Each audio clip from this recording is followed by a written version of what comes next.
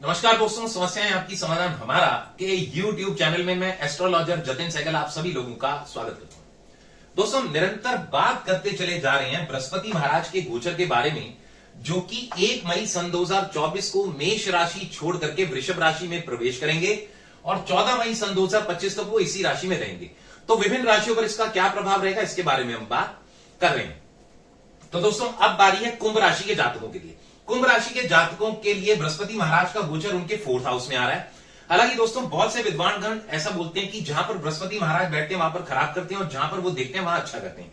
हालांकि मेरा यह मानना है कि बृहस्पति महाराज एक नेचुरल बेनिफिक प्लैनेट है, वो खराब नहीं करते हैं। होता क्या है, क्योंकि वो एक बहुत विशाल प्लैनेट है तो उस घर को एक्सपेंड करते हैं, और जब कभी भी हमारे को किसी भी हाउस को एक्सपेंड करना हो तो एक्स्ट्रा एफर्ट हमारे लगते हैं। शायद यही एक वजह होगी जिसके कारण वो ऐसा बोलते होंगे। तो दोस्तों, कुंभ राशि के जातकों के लिए बृहस्पति महाराज का गोचर उनके 4th हाउस में है। तो 4th हाउस माता का, वाहन का, मकान का, सुख का। तो डेफिनेटली उनको क्या है कि सुख में वृद्धि होगी। माता की सेहत यदि पहले से खराब चल रही थी वो अच्छी होगी। कुछ मकान को अगर एक्सपेंड कराना चाहते हैं या नया मकान या बड़ा मकान लेना चाहते हैं तो वो उनकी मनोकामनाएं भी पूरी होंगी। कुछ नया वाहन लेना चाहते हैं उसके लिए भी वो मनोकामना उनकी पूर्ण होगी। क्यों? अब वही वाली बात है, डेफिनेटली अगर आप किसी भी चीज में जैसे चाहे मकान ले, वाहन ले, तो एक्स्ट्रा एफर्ट तो लगाने पड़ते हैं, पैसे भी लगाने पड़ते हैं। तो शायद यही वजह बोल देते होंगे कि थोड़ा सा खराब करते हैं। तो नॉट एन इश्यू, वैसे नेचुरल बेनिफिट प्लैनेट होते हैं। इसके अलावा दोस्तों, बृहस्पति महाराज की 3 दृष्टियां होती हैं, 5वीं, 7वीं और 9वीं, यानी 1, 2, 3, 4, 5। 5वीं दृष्टि 8th हाउस है।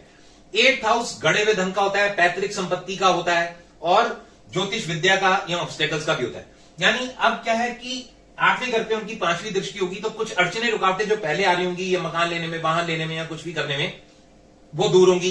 प्लस यदि कोई पैतृक संपत्ति मिलने की संभावना बन रही होगी तो वह पूरी तरह से बन जाएगी।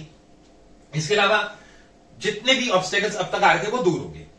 इसके अलावा दोस्तों, बृहस्पति महाराज की 7वीं दृष्टि उनके 10th हाउस पे आएगी। 10th हाउस हमारे प्रोफेशन का, जॉब का, बिजनेस का। तो अब तक अगर उनका प्रोफेशन उतना बढ़िया नहीं चल रहा था तो वो बढ़िया चल जाएगा, काफी हद तक हेल्प मिलेगी। या अगर उनकी अब तक कोई जॉब नहीं लग रही थी तो जॉब लगने की संभावना बन जाएगी। या यदि अगर उनका कोई प्रमोशन ड्यू था तो वो प्रमोशन मिलने की भी पूरी संभावनाएं बन जाएंगी। इसके अलावा दोस्तों, बृहस्पति महाराज की 9वीं दृष्टि यानी 7, 8, 9, 9वीं दृष्टि 12th हाउस पे। 12th हाउस आपका हॉस्पिटल, जेल और विदेश। यदि पहले से कुछ सेहत खराब चल रही थी तो हॉस्पिटल में इलाज करा करके ठीक हो जाएगा।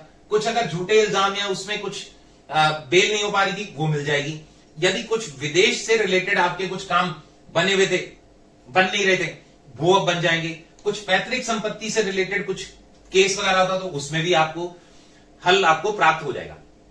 यानी अगर ओवरऑल में बोला जाए तो कुंभ राशि के जातकों के लिए ये बृहस्पति महाराज का गोचर अच्छा ही फल लेकर के आया। परंतु होता क्या दोस्तों, ये जो गोचर होते हैं वो केवल और केवल डिलीवर करने आते हैं। सबसे पहले हमारी ना जन्म कुंडली ही काम करती है, जो कि जन्म तिथि, जन्म समय, जन्म स्थान के अनुसार तैयार होती है और उनमें प्रेजेंटली चल रही महादशा, अंतरदशा यदि वो पहले से बहुत अच्छी होगी, यानी उनके स्टार लॉर्ड, सब लॉर्ड, सब लॉर्ड कॉम्बिनेशन बहुत बढ़िया होगा तो हमारे को अच्छा फल प्राप्त होगा।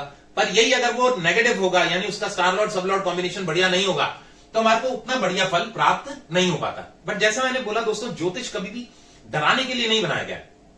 ये चीज हमेशा से बोलता है और बोलता रहूंगा कि astrology is a divine science, no one can change your destiny but yes you can balance the things. यानी ज्योतिष एक दिव्य विज्ञान है, भाग्य आपका कोई नहीं बदल सकता, परंतु हाँ, आप अपने जीवन में होने वाली घटनाओं को थोड़ा संभाल अवश्य सकते हैं पॉजिटिव कर्मास करके। तो जितने भी कुंभ राशि के जातक हैं, यदि उनको लग रहा है कि ये गोचर उतना बढ़िया फल नहीं दे रहा और कहीं ना कहीं हमारे साथ अभी भी समस्याएं बनी हुई हैं, तो उनके लिए बहुत बढ़िया ये रहेगा कि वो एवरी थर्सडे चने की दाल या बेसन या केले का दान करें किसी गरीब जरूरतमंद को। प्लस हो सके तो डेली जो है पक्षियों को मकई, जिसको हम कॉर्न या मेज भी बोलते हैं, वो डालना शुरू करेंगे तो और भी बढ़िया होता चला जाएगा। बाकी मेरी शुभकामनाएं कुंभ राशि के जातकों के साथ है। इसी के साथ मैं अपनी वाणी को विराम देता हूं। मैं एस्ट्रोलॉजर जतिन सहगल, समस्याएं आपकी समाधान हमारा YouTube चैनल। धन्यवाद।